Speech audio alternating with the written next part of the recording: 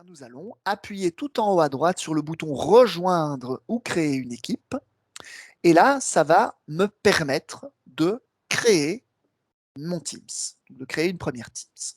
J'ai le bouton qui s'appelle créer l'équipe, qui est disponible juste ici. Et lorsque je vais appuyer sur ce bouton, Teams va me poser une question. Cette question que Teams va me poser, elle est la suivante, c'est quel est le but que tu as derrière la création de cette équipe? Qu'est-ce que tu veux faire avec? Et en fonction de la réponse qu'on va donner à cette question, eh bien, on va choisir un des 4 profils. Donc, je vais vous décrire maintenant assez simplement à quoi correspondent ces 4 profils. La première question à se poser, c'est est-ce que je vais travailler avec des élèves à l'intérieur de cette équipe? Si la réponse à cette question est oui, eh bien, il vous suffit de cliquer sur ce bouton classe. Ok? C'est aussi simple que ça. Dès qu'il va s'agir d'un travail avec élèves, vous appuyez sur ce bouton sans vous poser aucune autre question. C'est le choix le plus simple. Ensuite, si votre but, c'est la question qu'on se pose en Teams, c'est est-ce que je vais travailler avec des collègues? Alors vous avez globalement 3 possibilités. Ce sont les 3 choix restants. Et comment différencier ces 3 choix? On va faire très simple.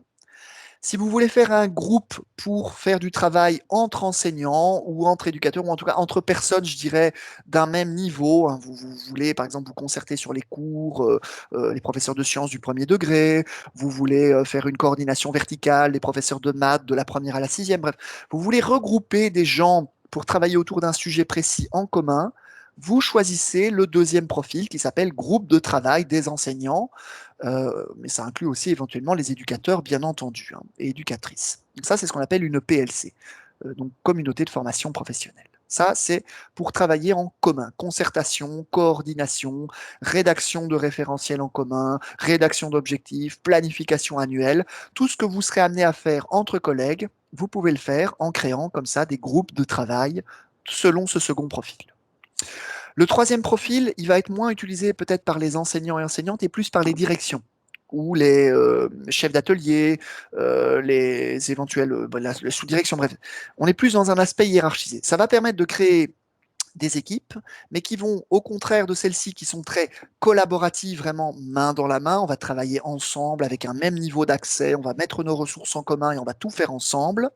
Là, ça va vous permettre de créer des équipes, mais qui vont être avec un espace de communication commun, mais relativement hiérarchisé. Les chefs ou les chefs d'équipe qui vont être à l'initiative de ce projet vont vraiment pouvoir réglementer beaucoup de choses dans l'équipe. On va pouvoir segmenter l'équipe.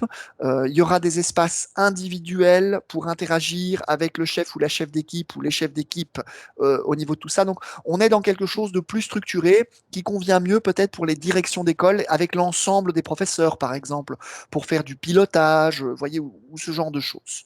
Donc, si vous voulez faire de la collaboration, mais beaucoup plus verticale, le troisième profil alors correspondra. Et le dernier, c'est si vous n'avez pas trouvé votre bonheur dans les 3 premiers sujets, celui-là, c'est un peu le fourre-tout où on peut mettre tout le reste. Par exemple, vous voulez, je sais pas, vous voulez créer une Teams pour le club d'échecs des professeurs de l'école. Vous vous réunissez sur les temps de midi tous les jeudis pour faire des parties d'échecs endiablées. Vous pouvez créer une Teams pour faire ça. On n'est pas vraiment dans du pédagogique, on n'est pas vraiment dans du professionnel, mais on peut faire une petite Teams autre pour papoter ensemble de ces petits projets. Le club de belote de l'école, ça marchera aussi, bien entendu. Donc voilà. Donc ça, ce sont les 4 profils d'équipe. J'espère que mon résumé vous a semblé assez clair. Et donc, avec votre accord, je vous propose de créer un Teams Class, peut-être, comme premier essai, afin de voir comment ça se passe à l'intérieur d'une Teams de cours, car j'imagine que c'est le scénario qui répondra le plus à vos attentes chat. Donc, on va cliquer sur Teams Class, et là, Teams va me demander tout simplement de donner un nom à mon équipe. Alors, ce nom, vous pouvez théoriquement taper ce que vous voulez. Par exemple, si je veux appeler mon Teams Class Buzzinga, je peux employer ce mot. Ça n'aurait pas beaucoup de sens, mais je peux le faire. Alors, ça, c'est dans la théorie. Maintenant, dans la pratique, il faut se mettre dans la tête de 2 types de personnes. D'abord, la tête du professeur qui va créer ce Teams, et ensuite, on va se mettre dans la tête des élèves qui vont suivre ce Teams de cours. Alors, quand on va donner un nom à son équipe, il faut d'abord penser à soi. Moi, je suis professeur, on va imaginer de sciences dans mon école virtuelle, et je donne cours de sciences en parallèle dans plusieurs classes de deuxième année, admettons. Si je commence à appeler mon cours sciences 3 heures, bah, c'est bien sympa, mais si je donne le même cours de sciences 3 heures dans 3 classes en parallèle et que j'appelle mes 3 teams sciences 3 heures, je ne vais plus m'y retrouver, hein. Je ne vais plus savoir quel teams correspond à quelle classe. Ça va être très brouillon et très désordonné. Donc, mon premier conseil, quand vous donnez un nom pour votre teams de cours, c'est d'indiquer d'abord la référence de la classe ou la référence du cours. Donc, ces deux informations dans l'ordre que vous voulez.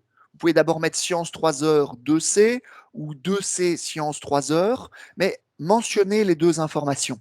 Okay, ça va vous permettre pour vous de distinguer vos classes de 2C, de 2D, de 2E pour un même cours afin de ne pas vous mélanger les pinceaux. Pour vos élèves, maintenant, ben, ça va être très intéressant, puisque vos élèves qui suivent votre cours, si ce sont dans mon cas des élèves de 2C, ben, ils n'ont pas que science, hein. Donc le fait de mettre le libellé du cours comme ça va leur permettre de leur côté d'avoir un Teams pour le cours de français, pour le cours de sciences, pour le cours de maths, pour le cours de religion, et donc de pouvoir naviguer facilement entre ces différents cours lorsqu'on va appliquer une bonne nomenclature. Mon dernier conseil, c'est de toujours indiquer l'année académique. Alors pourquoi?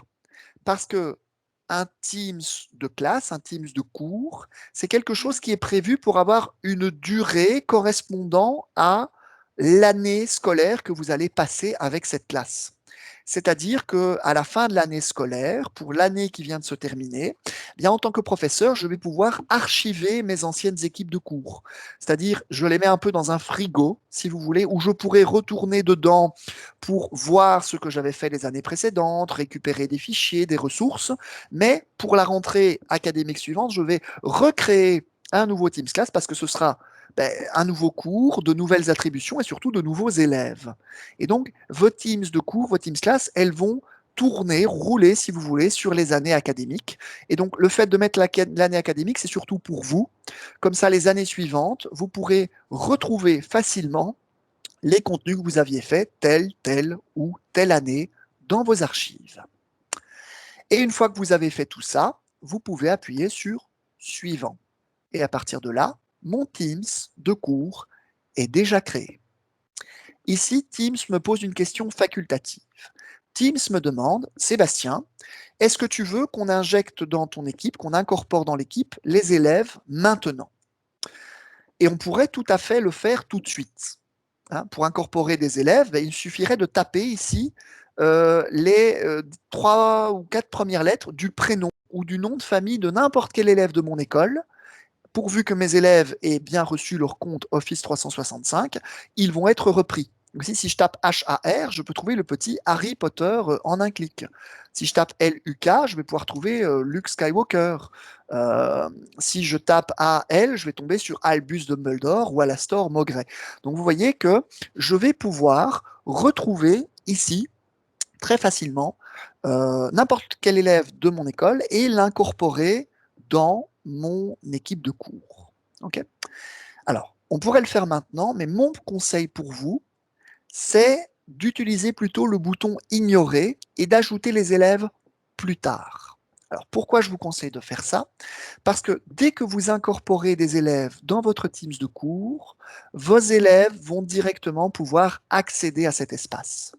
Et donc, si ça se passait maintenant et que mes élèves seraient de petits curieux ou de petites curieuses et qu'ils se rendent compte que dans Teams, ils ont été connectés à un nouvel espace de cours, bah, s'ils se connectent dessus, ils vont arriver dans quelque chose de complètement vide. Et d'un point de vue pédagogique, d'un point de vue psychologique, c'est pas très motivant. Ils vont se retrouver dans un espace où il n'y aura aucun fichier, aucun message, aucune ressource, et ça va leur donner peut-être une mauvaise perception ou un côté un peu morne de Teams. Là où, si je fais maintenant ignorer, je vais pouvoir maintenant, en tant que professeur, rentrer tout de suite dans mon Teams de classe où il n'y a personne d'autre que moi pour l'instant, Je vais pouvoir y préparer des fichiers, je vais pouvoir y préparer des parcours, je vais pouvoir y préparer des notes de cours, je vais pouvoir mettre des messages d'accueil à l'avance, décorer, si vous voulez, un petit peu virtuellement tout ça, pour que quand j'incorporerai mes élèves, eh bien, ils arrivent dans quelque chose qui soit déjà préparé pour les accueillir correctement.